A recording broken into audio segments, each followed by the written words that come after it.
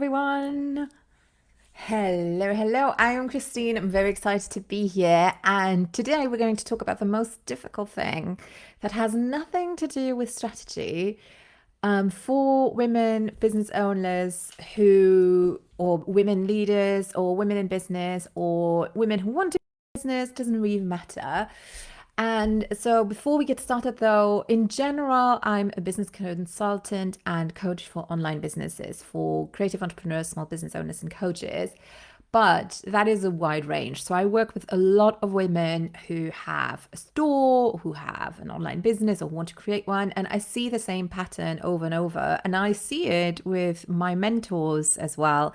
And I also see it in incredibly super successful women all over the world. And what I'm talking about is to actually prioritize yourself. Number one, giving yourself permission to pause and to really play and rediscover your passion again. And it isn't the easiest thing to do, specifically if you have a family or if you have a partner. But here's the thing. Today, I'm going to give you three different things. I'm going to give you specific reasons why taking that time out is scientifically proven important.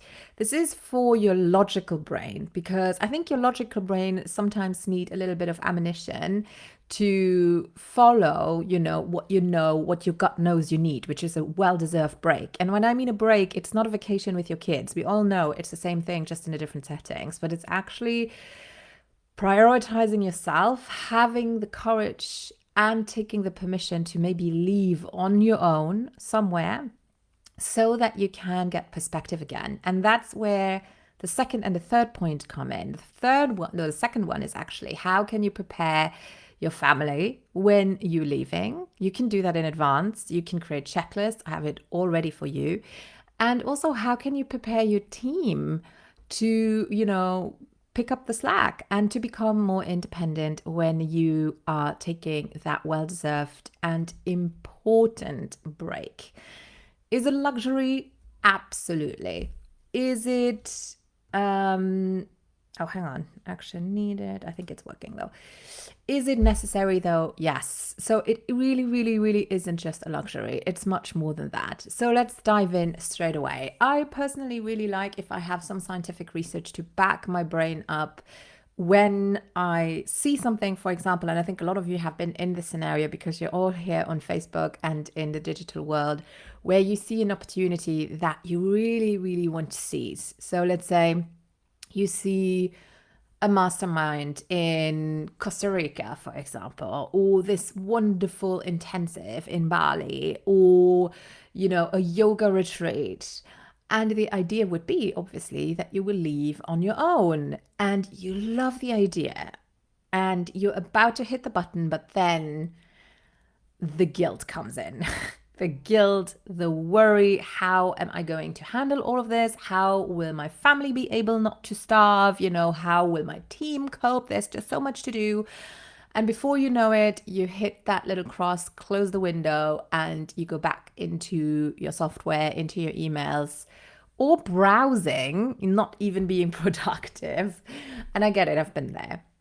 Now, what I want you to help you with is to actually hit that book now button so that you can really recharge. And so, in order to do that, we are going to dive into some scientific research, because this is not only going to help you, it's also going to help you convince your team or your partner who might be saying, "Are you crazy leaving us on our own?" So, here are some very real reasons why time off is important. Now, the first thing is very obviously that burnout is too high a price to pay.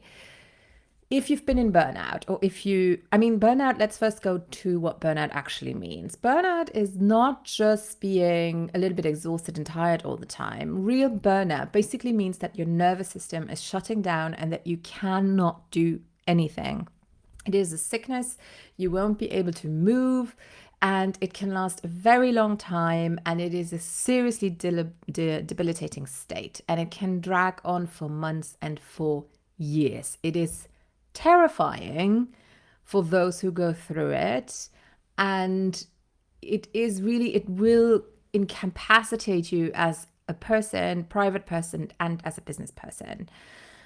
Now, taking time off, really taking time off to really, first of all, understand, for your body to understand, your nervous system to understand, and then actually enjoying that and rejuvenating is going to take a couple of weeks ideally.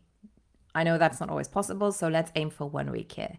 But that is a really, really big argument, having 1 week versus years and years of trying to recover and healing your body. So burnout is definitely the number one. Number two is that statistics have shown that people truly report feeling better and ready to work after some time off. So it is really going to help you to become productive again, much more than if you're dragging things along.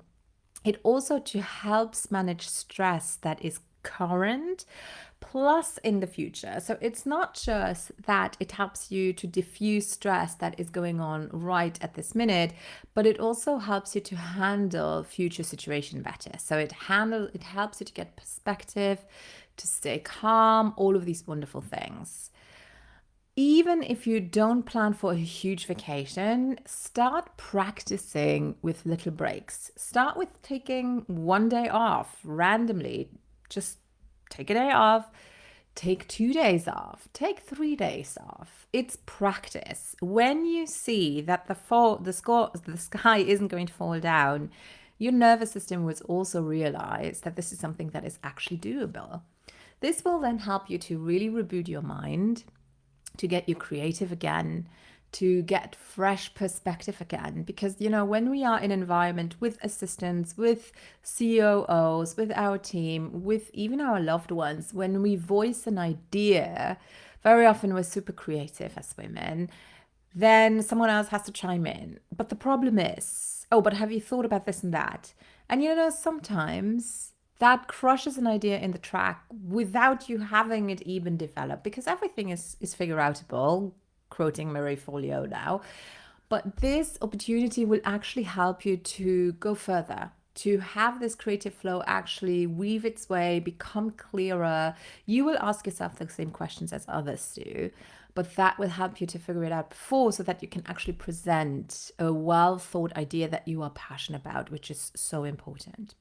It obviously helps you physically, to help your body to restore your hormones balancing out again, which is really, really important. So it's physiological too. And then it also helps, your staff and your team to shine, because it will show them that you trust in them. They will understand and see that they can suddenly figure things out without asking you to micromanage everything, which will leave them more independent even when you come back for years to come, which is awesome. And then also a couple of reasons for your entrepreneur specifically. It has been statistically really shown that people or business owners or leadership owners who invest in themselves to develop and to also take that time off really, really do better in the long run. And who is surprised about that, right? The other thing is investigating who you want to spend that time with.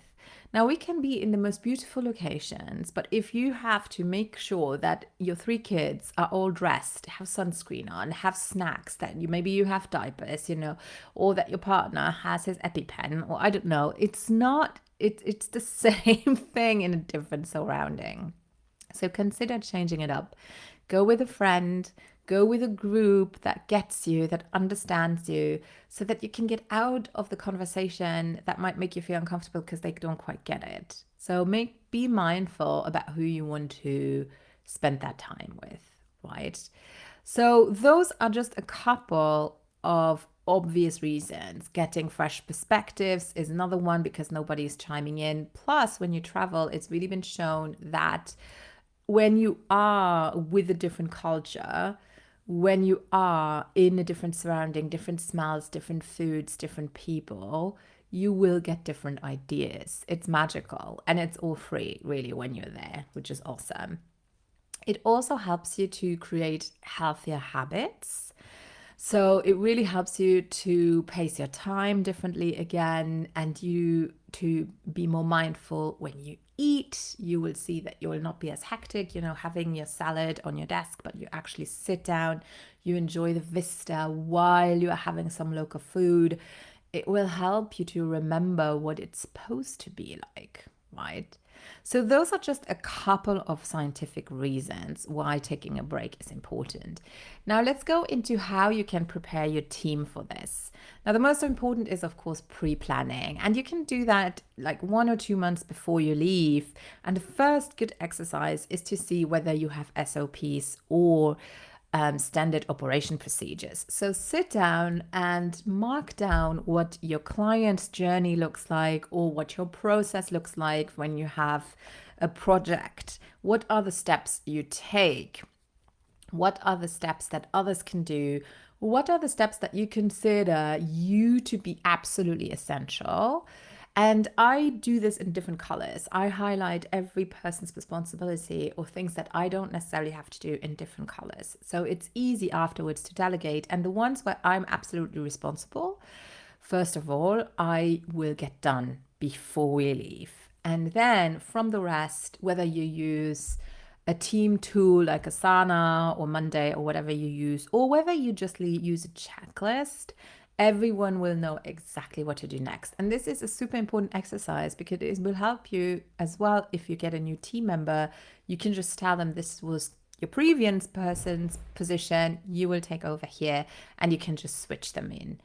Then make sure that you every time you delegate a task, document it. So as you are working a month or two before you leave, every time you write an email for someone to do, write it down. You don't want to forget it so that your SOPs become really, really robust. Make sure you communicate, you let them know early on when you are leaving so that it's not going to be mayhem and a gazillion deadlines just when you're going, or that someone else is scheduling something during the week or the weeks when you're gone. Appoint a deputy. Make sure you have one person who's responsible to take over. Or if you don't have a team, make sure you have friends who might be able to jump in.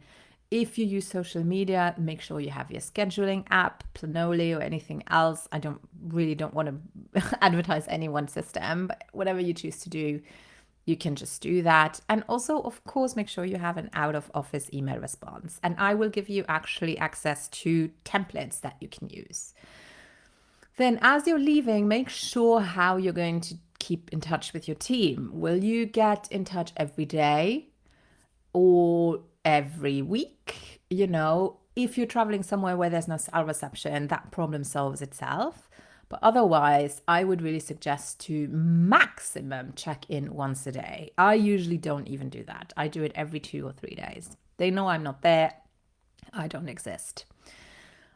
Before you leave, you can practice actually by taking small breaks every day where you're just off the grid. You leave your phone, do not look at it, ignore it, and just make sure that your team knows what that means when you tell them I'm off the grid, that you actually are off the grid. And before you leave, you can also ask for daily action plans and summaries, again, to complete your SOPs. And you can also ask for daily summaries when you are gone, just a couple of bullet points, what they've done on that day. Choose your deputy, we've done that. Have someone else handle your emails. Obviously, these are business emails, not your personal ones, will be really, really helpful. Someone to cleaning up your inbox, someone who obviously knows you. Also understand your team's capabilities. You cannot throw all of this on them from one day to the next. So when your team is not used to this yet, make sure you have enough time to train them to it. And look at your time off as a stress test, because ultimately, if your business or your job position is not able to function without you at all, if you work in a corporate, it's different. But if you're a business owner, then it means that your business isn't really worth much because it has to be able to function without you. That's a business. Let's go over to your family checklist. Make sure that you mark your break ideally 2 months in advance. Reach out to people who can support you, which means friends, family, of course, or services, and make sure that you try them out before you leave. Stock up in your kitchen and use your freezer. Set up expectations. Not everything has to be perfect. You don't expect everything to be perfect. Communicate with the people around your kids as well. If you have kids and you leave without them, let your kids know about your plans and schedule as well. Prepare and announce when you will contact them. So if you are traveling and you don't have cell reception, let them know it might be that I won't contact you for 2 days so that they don't get worried. And then you can also make a small wish list of small items that they want as presents when you get back. Always a great thing to do. You can jot down regular chores and make a chore plan. Prepare a list of important phone numbers, leave instructions on the washing machine, leave a list with your contact details, your hotels, phone numbers, email, leave your itinerary, make sure you have extra keys for takers or your neighbors. You can also write a letter each day or an email if you want to, and you can also organize fun ideas in or activities in advance and let them know that you trust them 100%. So those are a lot of different things that you can do. I have all of those in a toolkit. It's the ultimate pre-business trip kit, and you have access for free. I will write the coupon code in the comments below so that you can access it for absolutely free, where you have all these resources as beautiful PDFs. And you have some meditations to help you prepare as well. It's a wonderful, wonderful thing. And if you're interested to take that break, I'm actually preparing right now a Women Entrepreneurs and Leadership Escapade in Bali in July. So if you're interested in that, head over to christinemeansbusiness.com/business hyphen or dash trippers, and you can get more information there. So it was wonderful to connect with you guys, and I talk to you very soon.